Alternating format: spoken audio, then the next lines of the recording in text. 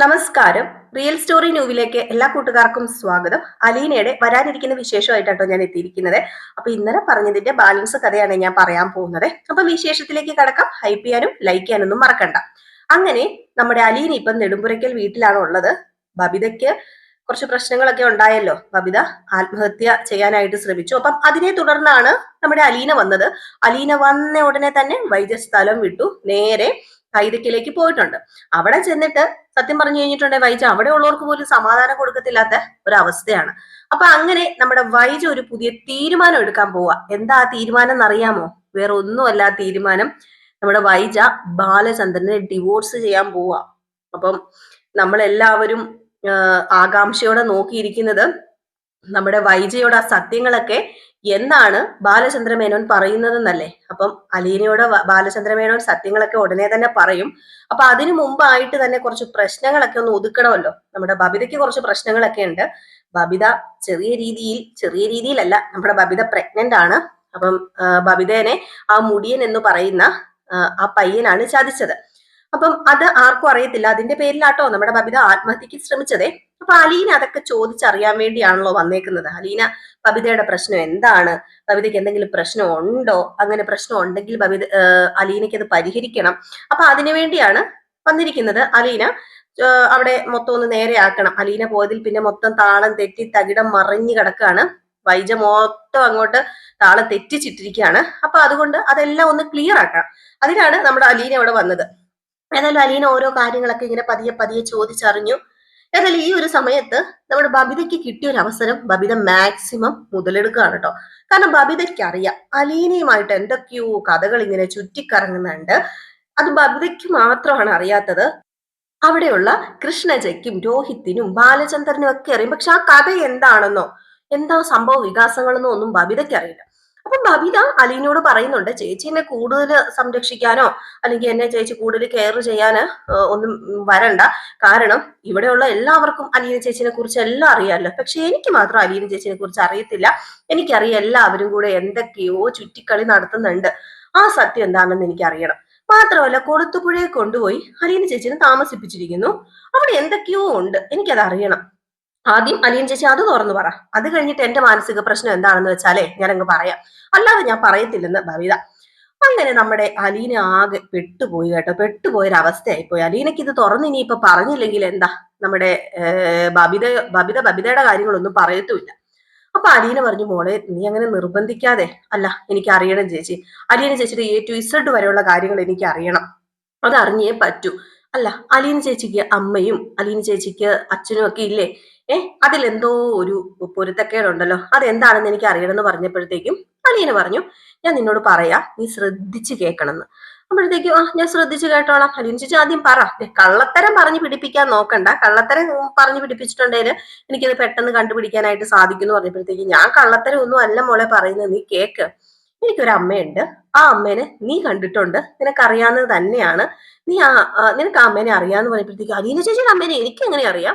അലീന ചേച്ചി എന്താ ഈ പറയുന്നത്? അതാ പറഞ്ഞത്, നിനക്കറിയാം എന്റെ അമ്മ ആരാണെന്നും എന്താണെന്നൊക്കെ നിനക്കറിയാം. നിനക്ക് ആ സ്ത്രീ അറിയാം. ഞാൻ പറഞ്ഞു കഴിഞ്ഞാൽ നിനക്കറിയാം എന്നിങ്ങനെ പറഞ്ഞപ്പോഴത്തേക്കും എനിക്കതങ്ങോട്ട് വിശ്വസിക്കാൻ പറ്റുന്നില്ല എന്ന് പറഞ്ഞപ്പം, എന്നാ പിന്നെ ഞാൻ പറയുന്നതൊക്കെ കേക്ക്. ഞാനേ ഇപ്പൊ പോയി താമസിക്കുന്നത് വേറെ ഒരു സ്ഥലത്തേക്കും അല്ല, കൊളുത്തുപുഴയില് റിട്ടയർഡ് കേണൽ സ്റ്റാൻലി ജോസഫിന്റെ വീട്ടിലാണെന്ന്. സ്റ്റാൻലി ജോസഫോ? റിട്ടയർഡ് കേണലോ? അതാരാ? അത് വേറെ ആരുമല്ല മോളെ, അതാണ് എന്റെ പപ്പ. എനിക്ക് 10-23 വർഷം മുമ്പ് എനിക്ക് ജന്മം തന്ന എന്റെ പപ്പയാണത് എന്നിങ്ങനെ പറഞ്ഞപ്പോഴത്തേക്കും പെട്ടെന്ന് ബബിതയുടെ മുഖത്തിന്റെ ഭാവമൊക്കെ അങ്ങ് മാറി. ബബിത ചോദിച്ചു, എന്താ അലീന ചേച്ചി പറയുന്നത്? അപ്പൊ അലീന ചേച്ചി പപ്പയുടെ കൂടെയാണ് ഇപ്പൊ അലീന ചേച്ചി താമസിക്കുന്നത്. അതേ മോളെ, ഞാന് ഇപ്പൊ താമസിക്കുന്നത് പപ്പയുടെ കൂടെ തന്നെയാണ്. മാത്രമല്ല ഞാൻ അവിടെ ഒരു സെർവന്റ് ആയിട്ടൊന്നും അല്ല താമസിക്കുന്നത്. ഞാൻ അവിടെ താമസിക്കുന്നത് അവിടെ പപ്പയുടെ മോളായിട്ട് തന്നെയാണ്. എല്ലാ സുഖ സൗകര്യങ്ങളോടും കൂടിയാണെന്ന് പറഞ്ഞപ്പം, എന്റെ പൊന്ന് അലീന ചേച്ചി, എന്നാ പിന്നെ ഇത് അമ്മയോട് അങ്ങ് പറയത്തില്ലേ? അലീന ചേച്ചിയോട് അമ്മയ്ക്കാണോ ഭയങ്കര വാശിയും ദേഷ്യവും കലിപ്പും ഒക്കെ അല്ലേ? അതൊക്കെ അങ്ങ് തീരത്തില്ലേ അലീന ചേച്ചി? അലീന ചേച്ചിന് പപ്പ അല്ല അച്ഛൻ എവിടെയോ കൊണ്ടുപോയി വേറെ സ്ഥലത്തൊരു ഫ്ലാറ്റ് എടുത്തോ വീടെടുത്തോ വാടകയ്ക്കോ താമസിപ്പിച്ചിരിക്കുകയാണെന്നൊക്കെ പറഞ്ഞല്ലേ അലീന ചേച്ചിയുടെ അമ്മയ്ക്ക് ഇത്രമാത്രം ദേഷ്യമുള്ളത്? അലീന ചേച്ചിയുടെ പപ്പയുടെ കൂടെ തന്നെയാ പോയതെന്ന് പറഞ്ഞാൽ എന്താ പ്രശ്നം ഇരിക്കുന്നത്? അതങ്ങ് തുറന്ന് എന്ന് പറഞ്ഞപ്പോ അതങ്ങനെ പറയാൻ പറ്റില്ല മോളെ. അതെന്തുകൊണ്ട് പറയാൻ പറ്റത്തില്ല? അതെന്നെ പറയാൻ പറ്റത്തില്ലാത്തത്? എന്റെ അമ്മ എന്താ മൂക്കി പിടിച്ച് കയറ്റുവോ? അതൊന്നുമില്ല. എന്റെ അമ്മയുടെ തെറ്റിദ്ധാരണയൊക്കെ മാറും അലീന ചേച്ചി എന്ന് പറഞ്ഞപ്പോഴത്തേക്കും, നീ ഞാൻ പറയുന്നത് മുഴുവൻ ഒന്ന് കേക്ക്. അങ്ങനെ സ്റ്റാൻലി എന്ന് പറയുന്ന ഒരാളുണ്ട് എനിക്ക് അച്ഛനായി, എന്റെ പപ്പയായിട്ട്. എന്റെ പപ്പയും എന്റെ അമ്മയും കൂടെ ചേർന്നിട്ട് ഒരു 23 വർഷം മുമ്പ് ഒരുമിച്ച് ജീവിച്ചിരുന്ന ഒരു കാലഘട്ടം ഉണ്ടായിരുന്നു. അന്ന് എന്റെ പപ്പയുടെ കല്യാണം ഒന്നും കഴിഞ്ഞിരുന്നില്ല. എന്റെ പപ്പ അന്ന് ഒരു പെണ്ണിനെ സ്നേഹിച്ചിരുന്നു. ആ പെണ്ണുമായിട്ട് ആഗ്രയില് ഒരു 1.5 വർഷത്തോളം അവർ ഒരുമിച്ച് ജീവിച്ചതിൽ ഉണ്ടായതാണ് ഞാനെന്ന് പറഞ്ഞപ്പോഴത്തേക്കും, ഏ ഈ കഥയൊക്കെ ഈ കഥയൊക്കെ അലീന ചേച്ചിക്ക് എങ്ങനെ അറിയാം? അതൊക്കെ എന്റെ പപ്പ എന്നോട് പറഞ്ഞു. പിന്നെ എനിക്ക് അതൊക്കെ ഏകദേശം അറിയാം മോളെ എന്നിങ്ങനെ പറഞ്ഞപ്പോഴത്തേക്കും, എന്നാ പിന്നെ പോരട്ടെ പോരട്ടെ, ബാക്കി പോരട്ടെ. എന്നിട്ട് പിന്നെ എന്താ സംഭവിച്ചത്? പിന്നെ എങ്ങനെയാ അലീന ചേച്ചി അനാഥാലയത്തിൽ പോയത്? അത് വേറെ ഒരു രീതിയിലും അല്ല അനാഥാലയത്തിൽ പോയത്. എന്നെ ആർക്കും വേണ്ടായിരുന്നു. ഈ പറയുന്ന എന്റെ പപ്പയും അമ്മയും ഭയങ്കര സ്നേഹത്തിലൊക്കെ ആയിരുന്നു. പക്ഷേ വീട്ടുകാർക്ക് അവരുടെ വിവാഹത്തിനോട് എതിർപ്പുണ്ടായിരുന്നു. അതുകൊണ്ടാണ് അവര് സെപ്പറേറ്റ് ആയിട്ട് മാറി വേറൊരു വീടെടുത്ത് താമസിച്ചിരുന്നത്. ഈ സമയത്ത് എന്റെ പപ്പയ്ക്ക് ഒരു ആക്സിഡന്റ് പറ്റി. ആ സമയത്ത് എന്റെ അമ്മ ഗർഭിണിയായിരുന്നു. ഗർഭിണിയായി എന്റെ അമ്മ പ്രസവിച്ചു. ഈ ഒരു സമയത്ത് എന്റെ അമ്മയെ ഇവിടുന്ന് എല്ലാവരും കൂടെ ചേർന്ന്, അമ്മയുടെ വീട്ടുകാരെല്ലാവരും കൂടെ ചേർന്ന് നിർബന്ധിച്ച് വിളിച്ചോണ്ട് പോയി എന്ന് പറഞ്ഞപ്പോഴത്തേക്കും, അങ്ങനെ നിർബന്ധിച്ച് വിളിച്ചോണ്ട് പോകാൻ എന്താ? ഒരു പട്ടാളക്കാരന്റെ ഭാര്യനെ അങ്ങനെ ആർക്കെങ്കിലും നിർബന്ധിച്ച് വിളിച്ചോണ്ട് പോകാൻ പറ്റുമോ? അത് പിന്നെ കുറെ കള്ളക്കഥയൊക്കെ ഉണ്ടാക്കി പറഞ്ഞ ആരാണെങ്കിലും വിശ്വസിക്കൂലോ. എന്റെ അമ്മ കുറെ കള്ളക്കഥ ഉണ്ടാക്കി പറഞ്ഞപ്പം വിശ്വസിച്ചു. സ്റ്റാൻലി എന്ന് പറയുന്ന അദ്ദേഹം വേറൊരു വിവാഹം കഴിച്ചെന്നും അയാളുടെ കല്യാണ കാർഡും ഒക്കെ ഇങ്ങനെ കാണിച്ചപ്പോ പിന്നെ ആരാ വിശ്വസിക്കാത്തത്? അല്ല, ഞാനൊരു കാര്യം ചോദിക്കട്ടെ, ഈ പറയുന്ന സ്റ്റാൻലിക്ക് ഒന്ന് വിളിക്കത്തില്ലായിരുന്നോ? സ്വന്തം കുഞ്ഞിനെ പ്രസവിച്ച് അല്ലെങ്കിൽ സ്വന്തം കുഞ്ഞിനെ ഉദരത്തിൽ ചുമന്നോണ്ട് നടക്കുന്ന ഒരാളെ ഒന്ന് ഫോൺ വിളിക്കത്തില്ലായിരുന്നു എന്ന് ചോദിച്ചപ്പോഴത്തേക്കും, എന്റെ പൊന്നുമോളെ, അന്ന് അങ്ങനത്തെ സൗകര്യങ്ങളൊന്നും ഇല്ല. ഇന്നല്ലേ ഈ ഫോണും അതുപോലെ അങ്ങോട്ടും ഇങ്ങോട്ടും കോണ്ടാക്ട് ചെയ്യാനൊക്കെ ഉള്ള പല പല സൗകര്യങ്ങൾ വന്നത്. അന്ന് അങ്ങനെയൊന്നും ഇല്ല. വീട്ടുകാർ പറയുന്നത് കേട്ട് ജീവിക്കുക, അത് മാത്രമേ ഉള്ളൂ. അല്ല, ഞാനൊരു കാര്യം ചോദിക്കട്ടെ, രണ്ടുപേര് തമ്മിൽ ഇഷ്ടപ്പെട്ടെങ്കിൽ ഇവർക്ക് രണ്ടുപേർക്കും അങ്ങോട്ടും ഇങ്ങോട്ടും വിവാഹം കഴിക്കത്തില്ലായിരുന്നോ? അതെന്താ അവരുടെ വീട്ടുകാർ സമ്മതിക്കാതിരുന്നത്? അത് പിന്നെ ജാതി പ്രശ്നം. ഒരാള് ക്രിസ്ത്യാനി, ഒരാള് ഹിന്ദു. പണ്ടൊക്കെ അത് ഭയങ്കര പ്രശ്നം തന്നെയായിരുന്നു മോളെ. ഇന്നല്ലേ ജാതി ഒന്നും നോക്കാതെ വിവാഹമൊക്കെ നടത്തുന്നത്. അന്നൊക്കെ ജാതിയിൽപ്പെട്ടവരെ കൊണ്ടല്ലാതെ വിവാഹം ഒന്നും കഴിപ്പിക്കത്തില്ലായിരുന്നു. പ്രത്യേകിച്ച് സമ്പന്ന കുടുംബത്തിലൊക്കെ ആണെങ്കിൽ അതൊക്കെ അങ്ങനെയാണ്. അവരുടെ അഭിമാനത്തിന് കോട്ടം തട്ടുമെന്നൊക്കെ പറഞ്ഞുകൊണ്ട് അങ്ങനെയാണ് മോളെ. അന്ന് അങ്ങനെയായിരുന്നു സാഹചര്യം. എന്നിട്ട് എന്ത് പറ്റി? എന്നിട്ട് പ്രസവിച്ചോ ആ സ്ത്രീ? പ്രസവിച്ചു. എന്നിട്ട് ആ കുഞ്ഞെന്തിയെ? ശോ, ആ കുഞ്ഞല്ലേ ഈ ഇരിക്കുന്ന ഞാന്, അലീന. ഓ, ഞാനതങ്ങ് മറന്നുപോയി അലീന ചേച്ചി. ഞാൻ കഥ കേട്ട് അതിലങ്ങ് ഒഴുകിപ്പോയി എന്ന് പറഞ്ഞപ്പോഴത്തേക്കും, ആ കുഞ്ഞാണ് ഞാന്. ആ കുഞ്ഞാണ് ഈ ഇരിക്കുന്ന അലീന. 23 വർഷം മുമ്പ് അമ്മയാലും അച്ഛനാലും നിഷേധിക്കപ്പെട്ട അല്ലെങ്കിൽ വലിച്ചെറിയപ്പെട്ട ആ ഒരു അലീന ഇതാണ് ആ കുഞ്ഞെന്ന് പറഞ്ഞപ്പോഴത്തേക്കും, ആണോ അലീന ചേച്ചി? അപ്പം പപ്പയുണ്ടെങ്കിൽ അലീന ചേച്ചിക്ക് ഒരു അമ്മയും കാണത്തില്ലേ? അപ്പൊ ആ അമ്മ എവിടെയാ? ആ അമ്മ എവിടെയാന്നാ ഞാൻ പറഞ്ഞു വരുന്നത്. എന്നാ പറ. അല്ല, അലീന ചേച്ചി ആ അമ്മേനെ കണ്ടിട്ടുണ്ടോ? ഞാൻ കണ്ടിട്ടുണ്ടെന്നേ. നീ കണ്ടിട്ടുണ്ടല്ലോ, അപ്പൊ പിന്നെ ഞാൻ കാണത്തില്ലേ? ഞാൻ കണ്ടിട്ടുള്ള അതാരാ അലീന ചേച്ചി? എനിക്ക് മനസ്സിലാവുന്നില്ല എന്നൊക്കെ ഇങ്ങനെ ബബിതയുടെ വിഷമം തന്നെ ബബിത അങ്ങ് മറന്നുപോയി കേട്ടോ. ബബിത പ്രഗ്നന്റ് അങ്ങനെ ഒരു ചെറിയൊരു തോന്നലുണ്ട് ബബിതയ്ക്ക്. ബബിത പ്രഗ്നന്റ് ആണോ ഇല്ലെന്ന് കൺഫേം ഒന്നും അല്ല കേട്ടോ. ബബിതയ്ക്ക് അങ്ങനെ ഒരു വിചാരമുണ്ട്, താനെ പ്രഗ്നന്റ് ആണോ. അതുപോലെ തന്നെ ആ മുടിയൻ ഉപേക്ഷിച്ച് പോവുകയും ചെയ്തു. അപ്പൊ അതിന്റെ ഒരു ഇതിലിരിക്കുകയാണ്, ഡിപ്രഷനിലിരിക്കുകയാണ്. ആ സമയത്താണ് ഇതൊക്കെ കേൾക്കുന്നത്. അപ്പൊ ആ ഡിപ്രഷനൊക്കെ അലീനയല്ല, നമ്മുടെ ബബിത അങ്ങ് മറന്നുപോയിട്ട്, അലീന ചേച്ചി പറ, ആ അമ്മ ഏതാ? ആ അമ്മ വേറെ ആരുമല്ല, ആ അമ്മയും നിന്റെ അമ്മയും ഒക്കെ ഒന്നാണ്. നമ്മുടെ രണ്ടുപേരുടെ അമ്മ ഒന്നാണ്. വൈജയാണ്. കൈതക്കൽ തറവാട്ടിലെ 3 ആൺമക്കളുടെ ഏക സഹോദരിയായ വൈജയന്തിയാണ് എൻ്റെ അമ്മ. ഈ 23 വർഷം മുമ്പ് ആഗ്രയിൽ വെച്ച് എൻ്റെ പപ്പയുമായിട്ട് ഇഷ്ടത്തിലായിരുന്നത് നിന്റെ അമ്മയായിരുന്നു എന്ന്.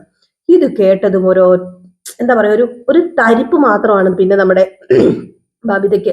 ബബിത പിന്നെ കുലുങ്ങുന്നില്ല, കണ്ണ് ചിമ്മുന്നില്ല, അനങ്ങുന്നില്ലാത്തൊരവസ്ഥ, ഇറങ്ങുന്നില്ല, ശ്വാസം കിട്ടുന്നില്ല. അങ്ങനത്തെ ഒരു അവസ്ഥയിൽ നമ്മുടെ ബബിത ഇരിക്കുകയാണ്. ബബിത അങ്ങ് എന്തോ ഇപ്പൊ അലീന ചേച്ചി എന്താ ഈ പറയുന്നതെന്ന് ചോദിച്ചപ്പം, അതെ മോളെ, പക്ഷെ നിന്റെ അമ്മയ്ക്ക് ഇതൊന്നും അറിയത്തില്ല. നിന്റെ അമ്മയ്ക്ക് ഇപ്പം സ്റ്റാൻലി എവിടെയാണെന്നോ അങ്ങനെ ഒരു കുഞ്ഞ് ഉണ്ടായിരുന്നുവെന്നും അത് ജീവിച്ചിരിപ്പുണ്ടെന്നും ഒന്നും അറിയത്തില്ല.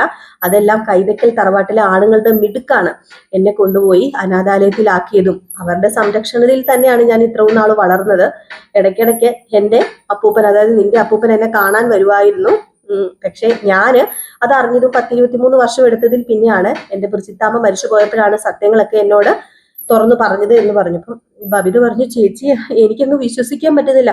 അപ്പൊ അലീന ചേച്ചി എന്റെ സ്വന്തം ചേച്ചിയാണല്ലേ? അതെ, നിന്റെ സ്വന്തം ചേച്ചിയാ ഞാന്. അതല്ലേ ഞാൻ പറഞ്ഞിട്ടുള്ളത്, നമ്മളെല്ലാം ഒരേ രക്തമാണെന്ന്. അപ്പം അലീന ചേച്ചി അന്ന് പറഞ്ഞതൊക്കെ ശരിയായിരുന്നല്ലേ? അതേന്നേ, ഞാൻ അന്ന് പറഞ്ഞതൊക്കെ ശരിയായിരുന്നു. പക്ഷെ മോളെ, ഈ വിവരം ആരും അറിയാൻ പാടില്ല. ഇപ്പൊ ഈ വിവരം അറിയാവുന്നത് നിനക്കും അതുപോലെ രോഹിത്തിനും കൃഷ്ണജയ്ക്കും നമ്മുടെ പപ്പായ്ക്കല്ല, സോറി, അച്ഛനും, ബാലചന്ദ്രൻ എന്നാട്ടോ ഉദ്ദേശിച്ചത്, ബാലചന്ദ്രനും അതുപോലെ തന്നെ മനുവേട്ടൻ, പിന്നെ അവിടെയുള്ള 3 ആണുങ്ങൾ, ഇത്രയും പേർക്ക് ഈ വിവരം അറിയത്തുള്ളൂ. വേറെ ആർക്കും അറിയത്തില്ല. നിന്റെ അമ്മ ഈ വിവരം അറിഞ്ഞു കഴിഞ്ഞാൽ, അല്ല, അമ്മ ഈ വിവരം അറിഞ്ഞു കഴിഞ്ഞാൽ എന്താ പ്രശ്നം ഇരിക്കുന്നത്? അലീന ചേച്ചീനെ സ്വന്തം മകളായിട്ട് അംഗീകരിക്കില്ലേ? എന്റെ അമ്മയ്ക്ക് അറിയില്ലല്ലോ അലീന ചേച്ചി മകളാണെന്ന്. അതുകൊണ്ടല്ലേ എന്റെ അമ്മയ്ക്ക് ഇത്രമാത്രം ദേഷ്യം അലീന ചേച്ചിയോട്? ഏയ്, അങ്ങനെയൊന്നും പറയാൻ പറ്റില്ല മോളെ. നിന്റെ അമ്മയുടെ കാര്യം നിനക്ക് അറിയാലോ. വാശിയും വൈരാഗ്യവും അതുപോലെ അഭിമാനത്തിന് കോട്ടം തട്ടുന്ന കാര്യമൊന്നും നിന്റെ അമ്മ സഹിക്കത്തില്ല. ഇങ്ങനെ ഒരു മോള് ജീവിച്ചിരിപ്പുണ്ട് എന്ന് അറിഞ്ഞു കഴിഞ്ഞാൽ ചിലപ്പോൾ നിന്റെ അമ്മയുടെ ജീവൻ തന്നെ പോയിന്ന് വരും, ജീവൻ തന്നെ നിന്റെ അമ്മ എടുത്തെന്ന് വരും. അതുകൊണ്ടാണ് ആരും ഈ കാര്യം നിന്റെ അമ്മയോട് പറയാത്തത്. നീ ഒരിക്കലും പറയാൻ പാടില്ല എന്നൊക്കെ പറഞ്ഞപ്പോഴത്തേക്കും അലീനയെ കെട്ടിപ്പിടിച്ച് നമ്മുടെ ബബിത കരയാണ് കേട്ടോ. എന്റെ സ്വന്തം ചേച്ചി അല്ലായിരുന്നു, ചേച്ചിയല്ലേ ഇത്രയും നാളും അനാഥാലയത്തിൽ ആരുമില്ലാതെ വളർന്നത് എന്നൊക്കെ ഇങ്ങനെ പറഞ്ഞ് കെട്ടിപ്പിടിച്ച് കരഞ്ഞപ്പോ, മോളെ പോട്ടെ, സാരമില്ല. ഇനി ഞാൻ ചോദിക്കുന്നതിന് ഉത്തരം പറ. മോക്ക് എന്താ പറ്റിയത്? മോൾ എന്തിനാണ് സൂയിസൈഡ് ചെയ്യാൻ വേണ്ടി ശ്രമിച്ചത്? അതിന്റെ കാരണം പറയാൻ പറഞ്ഞപ്പം, അത് പിന്നെ അലീന ചേച്ചി, ഞാനത് എങ്ങനെയാ പറയാ, അത് പിന്നെ നീ തുറന്നു പറഞ്ഞോന്നേ, എന്താണെങ്കിലും അതിന് പരിഹാരം ഇല്ലാതെ ഇല്ലല്ലോ. എന്താണെങ്കിലും ഈ അലീന ചേച്ചി അതിന് പരിഹാരം ഉണ്ടാക്കി തരും എന്ന് പറഞ്ഞപ്പോ, അതിനൊന്നും പരിഹാരം ഉണ്ടാക്കാൻ പറ്റില്ല ചേച്ചി. നമ്മൾ ആരെയും സ്നേഹിക്കാനും ആരെയും അമിതമായിട്ട് വിശ്വസിക്കാനും ഒന്നും പാടില്ല എന്ന് പറഞ്ഞപ്പോഴത്തേക്കും, ആരെക്കുറിച്ചാ നീ പറയുന്നത്? അത് പിന്നെ അലീന ചേച്ചി അന്ന് ഒരു മുടിയൻ എന്ന് വിളിച്ച ഒരാളെ അലീന ചേച്ചിക്ക് അറിയാലോ. ആ, അറിയാം. അല്ല, അവന്റെ പേര് അരുൺ എന്നങ്ങാണ്ടല്ലേ? ആ, അതെ, അരുൺ. അവൻ എന്നെ ചതിച്ചു അലീന ചേച്ചി. അവൻ ചതിച്ചെന്നോ? മോൾ എന്താ ഈ പറയുന്നത്? അത് പിന്നെ എനിക്ക് അറിയില്ല. അവന് എന്നെ ഉപയോഗിച്ച ശേഷം വലിച്ചെറിഞ്ഞിട്ട് പോയതുപോലെയായി. അവനെ എനിക്ക് ഒരുപാട് ഇഷ്ടമായിരുന്നു അലീന ചേച്ചി. പക്ഷെ അവൻ എന്നെ ചതിച്ചു. അതിനിടയിൽ ഞങ്ങൾ തമ്മിൽ പല ബന്ധങ്ങൾ ഉണ്ടായിട്ടുണ്ടെന്ന് പറഞ്ഞപ്പോ, മോളപ്പൊ പറഞ്ഞു വരുന്നത്, അത് എനിക്കറിയില്ല ചേച്ചി. എനിക്ക് എന്തൊക്കെയോ പോലെ തോന്നുന്നുണ്ട്. ഞാൻ അവനാൽ ചതിക്കപ്പെട്ടു എന്ന് തന്നെ എനിക്ക് തോന്നുന്നെന്ന് പറഞ്ഞപ്പോ, നീ ഉദ്ദേശിച്ചു വരുന്നത്? അതെ, ഞാൻ പ്രഗ്നന്റ് ആണോ എന്ന് എനിക്കൊരു ചെറിയ സംശയം ഉണ്ടെന്ന്. ഇത് കേട്ടത് അലീന ആകപ്പാടെ തകർന്നു. ഈ മോളെ, എന്താ ബബിത നീ പറയുന്നത്? എന്താടി നീ നിന്റെ അച്ഛന്റെയും നിന്റെ അമ്മയുടെയും നിന്റെ അനിയത്തിമാരെയൊക്കെ നീ ഓർത്തിട്ടാണോ നീ ഇത് ചെയ്തത്? അതാ അലീന ചേച്ചി ഞാൻ പറഞ്ഞു തന്നത്. അലീന ചേച്ചി ഒരിക്കലും എന്നെ വഴക്ക് പറയരുത്. ഇതിന് എന്താ പരിഹാരം ഉള്ളത്? ഇതിനൊരു പരിഹാരവും ഇല്ല. എന്നെ അങ്ങ് കൊന്നു കളഞ്ഞേരെ, അതായിരിക്കും നല്ലത്. ഞാൻ അതുകൊണ്ടാ സ്വയമേ ചാവാൻ നോക്കിയത്. ഞാൻ കാരണം എന്റെ കുടുംബക്കാർക്കോ എന്റെ സഹോദരങ്ങൾക്കോ ഒന്നും ഒരു നാണക്കേട് ഉണ്ടാകാൻ പാടില്ല. അതുകൊണ്ടാ ഞാൻ പറഞ്ഞത്. അലീന ചേച്ചി ഇവിടുന്ന് പോയില്ലേ? പോയതിൽ പിന്നെ സ്നേഹം എന്തെന്ന് ഞാൻ അറിഞ്ഞിട്ടില്ല. ആ ഒരു സമയത്ത് മുടിയനുമായിട്ട് വീണ്ടും കണക്ട് ആയതും അവനുമായിട്ടുള്ള റിലേഷൻ കണ്ടിന്യൂ ചെയ്തതും ഒക്കെ എന്ന് പറഞ്ഞപ്പം, മോൾ ഈ വിവരം ആരോടെങ്കിലും പറഞ്ഞിട്ടുണ്ടോ എന്ന് അലീന ചോദിച്ചപ്പം, ഇല്ല, ഞാൻ ഈ വിവരം ആരോടും പറഞ്ഞിട്ടില്ല. എന്നാ പിന്നെ മോൾക്ക് ഉറപ്പാണോ മോള് പ്രഗ്നന്റ് ആണ് എന്ന്? അതൊന്നും എനിക്ക് അറിയില്ല ചേച്ചി. പക്ഷെ അവൻ എന്നെ ചതിച്ചു. ഞാൻ അവനെ ജീവന് തുല്യം സ്നേഹിച്ചതാ. ഈ കാര്യം ഞാൻ ആരോടും പറഞ്ഞിട്ടൊന്നുമില്ല. എനിക്കറിയില്ല എന്ന് പറഞ്ഞപ്പോ, ഏതായാലും ഒരു കാര്യം ചെയ്യാം, നമുക്ക് അതിന്റെ വഴി എന്താണെന്ന് വെച്ചാൽ നോക്കാം. മോള് പേടിക്കാതിരിക്കുക. അങ്ങനെയൊന്നും സംഭവിച്ചിട്ടുണ്ടാകത്തില്ല. കാരണം മോളുടെ മനസ്സിൽ നന്മയുള്ളത് കൊണ്ട് അങ്ങനെയൊന്നും വരത്തില്ല എന്ന് പറഞ്ഞു കേട്ടോ.